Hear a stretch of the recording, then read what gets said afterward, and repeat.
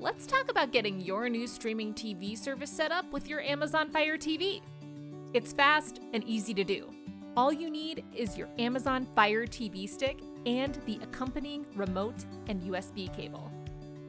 Insert the cable into the Fire TV stick.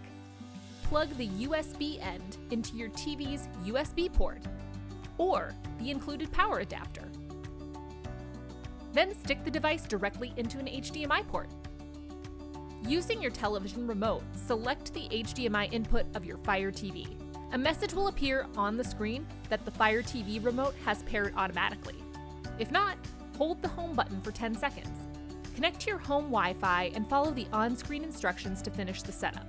You'll be asked to enter your Amazon account information before you use the Fire TV. If you don't have one, create an account by visiting Amazon's website. Now select the search icon on the far left of the navigation bar and search for our app. After downloading the app, log in using the username and password we sent you. If you can't find it, give us a call and we'll help you out. And boom, it's your TV streamed straight to you. Happy watching!